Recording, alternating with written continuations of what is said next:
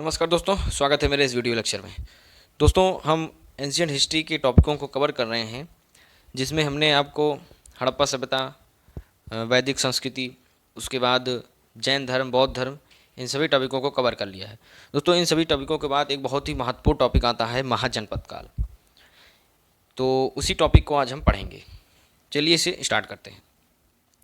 तो दोस्तों, महाजनपद पढ़ने से पहले हम आपको ये बता दें कि इन महाजनपदों का उदय किस प्रकार हुआ, क्या ऐसी स्थितियां थी जिनका जिस प्रकार इनका उदय हुआ, तो उसकी हम पहले चर्चा करते हैं। उसके बाद फिर हम महाजनपदों को पढ़ेंगे। तो आप देख सकते हैं यहाँ पर लिखा है बड़े राज्यों के उदय की स्थितियाँ। हम देख सकते हैं कि वैदिक काल के अंत में कुछ जनपदों का उदय हुआ। यदि आप हमारा वैदिक काल का वीडियो देखे होंगे तो उसमें हमने जिक्र किया है कि कुछ जनपदों का भी उदय हुआ, तो वही यहाँ पर बताया जा रहा है। आगे है, हालांकि कृषि और बसावट की प्रगति के साथ, कृषि यानी कि खेती, एग्रीकल्चर, और बसावट यानी कि रहना एक जगह के साथ, ये एक सामान्य विशेषता बन गई। ठीक है। आगे है, जिसका प्रमुख कारण ईसा पूर्व 6वीं शताब्दी से पूर्वी उत्तर प्रदेश और पश्चिमी बिहार में लोहे के बढ़ते उपयोग ने बड़े प्रादेशिक राज्यों के गठन की परिस्थितियाँ पैदा की। आगे हम देखते हैं, नए कृषि उपकरण औजारों ने किसानों को खाद्य पूर्ति से अधिक खाद्यान्न उपजाने में सक्षम बनाया। इन सभी भौतिक लाभों ने स्वाभाविक रूप से लोगों को एक जगह रहने के लायक बनाया। अंततः लोग अब अपने जन या जनजाति से ज़्यादा अपने जनपद या अपने इलाके के प्रति निष्ठा रखने लगे।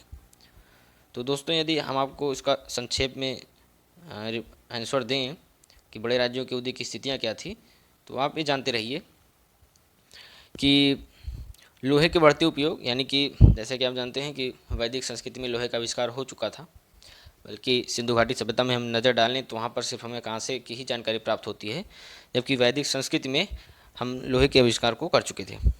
तो लोहे के बढ़ते उपयोग, क्योंकि धीरे धीरे लोहे का आविष्कार और ज़्यादा होता गया, तो लोहे का उपयोग जिससे आधुनिक हथियार बनाए गए, उसके साथ साथ कृषि में भी उनका बहुत महत्व हुआ, जैसे औजार के रूप में कृषि उपकरण में किया गया। तो इन सब चीज़ों से उसके साथ साथ कृषि बहुत बड़ी मात्रा में होने लगी, जिनसे खाद्यान्न की आपूर्ति होने लगी। इन सभी के कारणों से जो वहाँ के निवासी थे वो एक जगह ही स्थिर रहने लगे और एक बड़ा समूह बनाया, जिसे जनपद कहा जाने लगा। बाद में इन्हीं जनपदों में महाजनपद का निर्माण हुआ। तो अभी हम आगे इसकी चर्चा करने वाले हैं, तो आप इसको जानते रहिए। आई होप आपको ये समझ में आया होगा। अब हम देखते हैं यहाँ पर महाजनपद काल, यानी कि महाजनपद पीरियड, जो कि 6 BC का है, यानी कि 6वीं ईसा पूर्व। लिखा है यहाँ पर, बुद्धकालीन भारत की पहली विशेषता जो राजनीतिक दृष्टि से महत्वपूर्ण थी वह है विकेंद्रीकरण की प्रवृत्ति।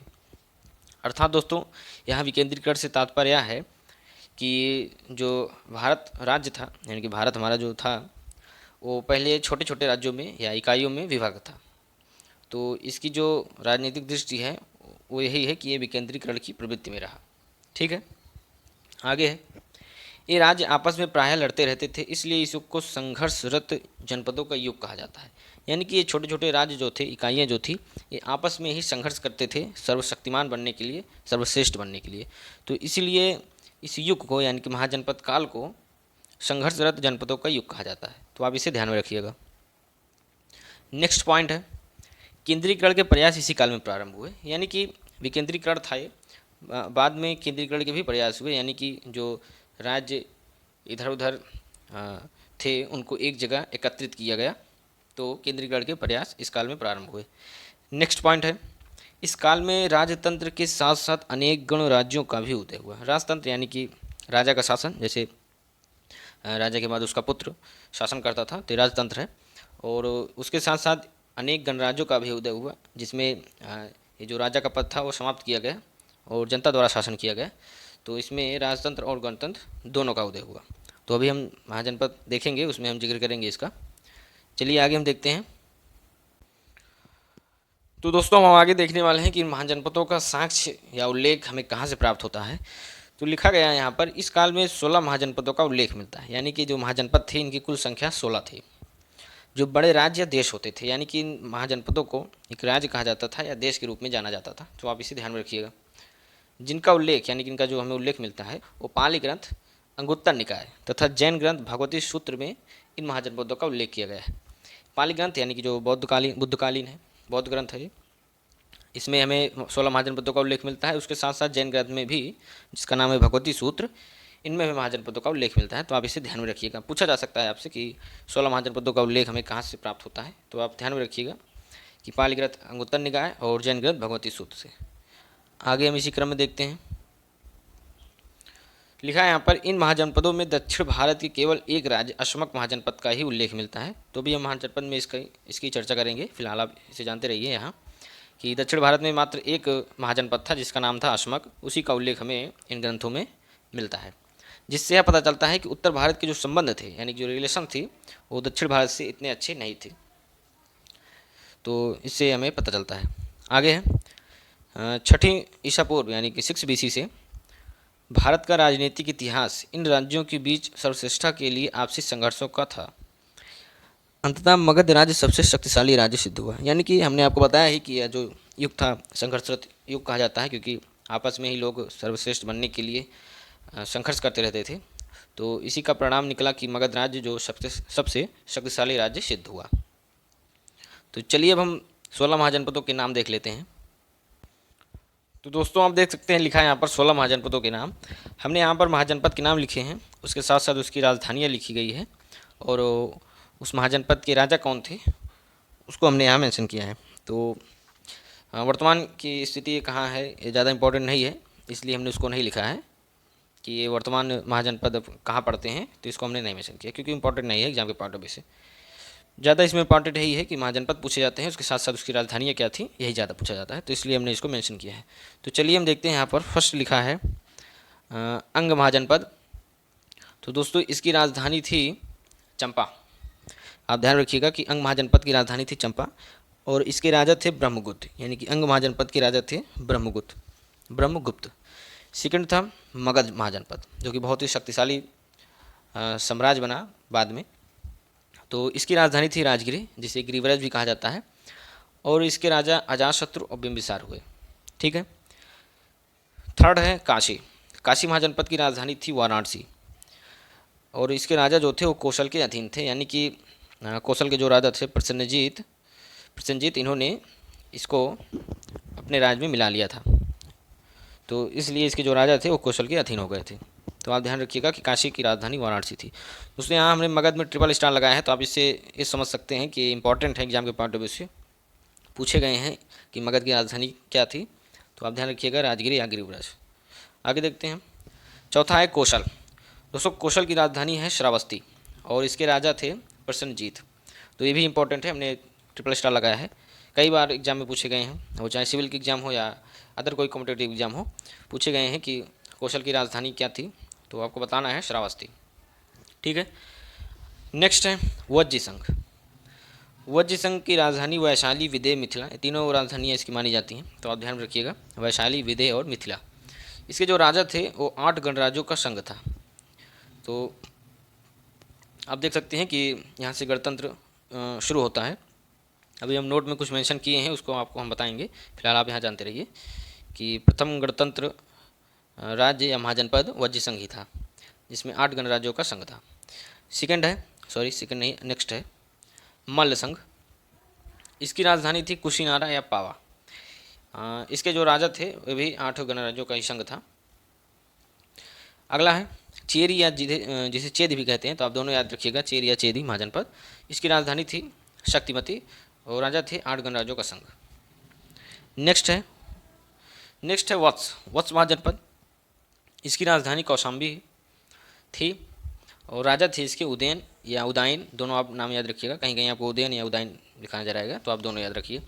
दोस्तों हमने ट्रिपल स्टार यहाँ लगाया है कौशल में भी, तो आप इसे याद रखिए कि इंपॉर्टेंट है। उसके साथ साथ हमने वज्जी संघ में, मल्ल संघ में भी स्टार लगाए हैं। तो वज्जी संघ में हमने डबल स्टार लगाया है, और मल्ल संघ में हमने सिंगल स्टार लगाया। तो इसका मतलब यही है कि थोड़ा कम इंपॉर्टेंट है, लेकिन हाँ आप याद रखिएगा। नेक्स्ट है कुरु महाजनपद। इसकी राजधानी है इंद्रप्रस्थ। इसके जो राजा थे उदयन या उदायन थे, तो ये भी इंपॉर्टेंट है, ट्रिपल स्टार में लगाया है, तो आप इसे याद रखिएगा। नेक्स्ट है पांचाल। पांचाल महाजनपद की राजधानी थी अहिच्छद एवं कामपिल, राजा थे उदयन या उदयन। नेक्स्ट है मत्स्य, इसकी राजधानी थी विराटनगर। तो आप ध्यान रखिएगा, इसकी राजधानी विराटनगर थी और राजा थे उदयन या उदयन। नेक्स्ट है शूरसेन। शूरसेन, इसकी राजधानी थी मथुरा और राजा थे उदयन या उदयन। तो मत्स्य भी आप याद रखिएगा, हमने ट्रिपल स्टार लगाया है। नेक्स्ट है अशमख। दोस्तों ये दक्षिण भारत का एकमात्र राज्य था, अभी हमने इसकी चर्चा की। तो इसकी राजधानी जो थी वो पोटली या पोतन थी, दोनों याद रखिएगा, और राजा थे उदयन या उदयन। नेक्स्ट है अवंती, इसकी राजधानी थी उज्जैनी एवं महिष्मती। कहीं कहीं आपको उज्जैन भी लिखा नजर आएगा, तो उससे कन्फ्यूज होने की आपको आवश्यकता नहीं है, दोनों ठीक है। तो उज्जैनी एवं महिष्मती, और राजा इसके थे चंड प्रद्योत।